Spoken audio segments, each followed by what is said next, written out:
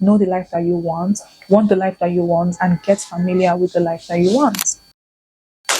Hi guys, you're welcome back to my channel. So on today's video, I will be talking about how to become a high achieving woman or an overachiever.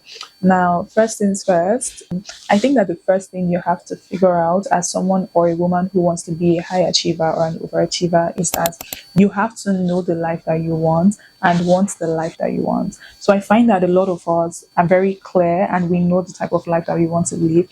However, I don't seem to think that we want the life that we say we want as much as we do, because I feel like a lot of us live in a fantasy world where it just feels like this is the kind of life that I fantasize, but I don't seem to see all of us putting in that extra effort and trying to figure out how we can get that life. Even in terms of getting the life that we want, I think something that we need to understand is that we need to get familiar with the type of life that we want. So if you want to live a certain way, I think I totally agree with that statement of fake it till you make it, not in terms of actually faking it. Like if you want to speak better, I think you should learn to speak better, speak better. Like speaking better doesn't mean you're faking it, because you don't know how to speak better and you're learning how to speak better. If you want to dress better, I think you should follow people who dress how you want to dress. Look at them. I wouldn't say copy, but I think that that's a first great step to kind of copy, understand their style, and understand your style as well, and figure out a way that you can integrate it into your own life. So I would say know the life that you want the life that you want, and get familiar with the life that you want. Number two, I genuinely think number two should be number one, but I'm going to leave it as number two. Number two is you have to decenter laziness. I can't believe I'm saying this on social media, but I genuinely think that as women, we have to decenter laziness. And this is not to say that women are lazy, but I'm just saying that if you want to be a high achiever, if you want to be an overachiever, like you will have to get up at some very uncomfortable hours. You will have to burn the midnight candles. Like you will have to do a lot of things that you typically wouldn't want to do. You would have to exchange your free time. You would have to exchange your relaxation for work, because us women already have an advantage because we know how to multitask. There are a lot of things that we know how to do. If only we can shift our mindsets and see how all of these things are possible, we can be high achievers. So the third thing for me would be to plan your life to the T. For instance, if your goal is to become a say director in 10 years, like that doesn't have to be a goal that you say out with your mouth. That has to be a written goal. Like you have to have it written somewhere, like, oh, I want to be a director in 10 years. And then you break down the things that you have to do. So if you have to be a director, it means that, oh, okay, the first 2 years I have to be an officer, and the next year I have to be a manager, and then figure out how to. So you have to have like a clear roadmap to achieve the things you want to achieve. If you want to become a YouTuber, you have to be very clear about it. If I want to be a YouTuber, it means I need to understand the art of filming. I need to understand the art of editing. You have to write those things down and try to tackle them one after the other. Planning your life on paper is something that is very crucial if you want to be an overachiever. The fourth thing I would say is that you have to develop yourself. So if you notice, number three kind of segued into number four. You have to develop yourself. If you want to speak better, you have to take the extra effort to learn how to speak better.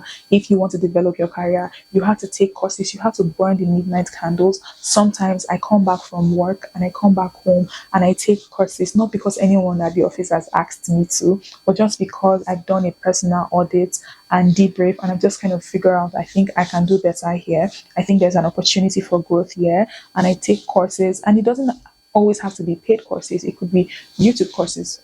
For instance, there are also free platforms where you can just learn to be better.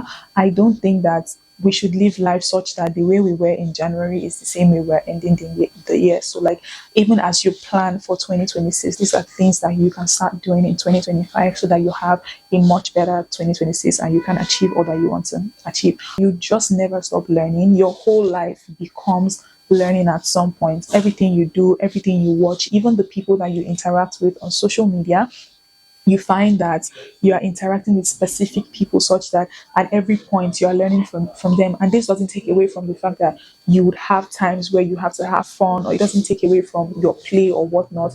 But just generally, you need to have a learning mindset such that at every point you move, you are better than you were yesterday. You have to be a high achiever. You have to be able to shoot your shot. To find places to work, you have to network, you have to start that business. Like you have to do, like this is the doing phase. Like fifth step is to shoot your shot. Now, if you're trying to build your portfolio, reach out to people to say, oh, I'm currently doing this. I want to intern with you for 3 months so I can gain some experience, build my portfolio, and just, generally learn from your tutelage and get better. Shoot your shot, go out, go to events, see people that you admire and reach out to them like, oh, I like you, I like what you do.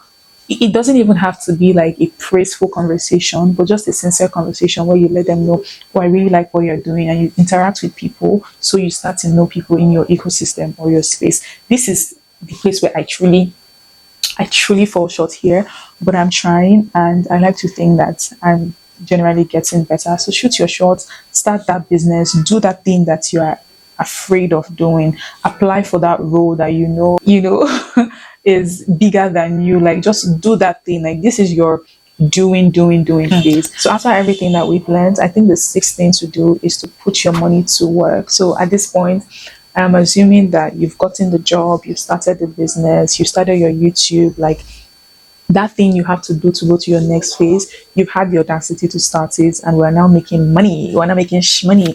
The sixth thing you have to do is to put your money to work.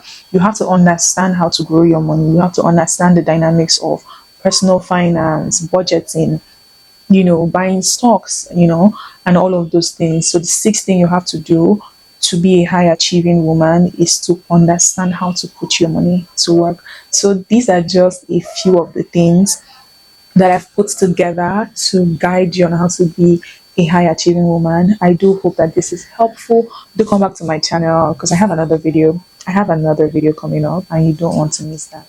Bye guys.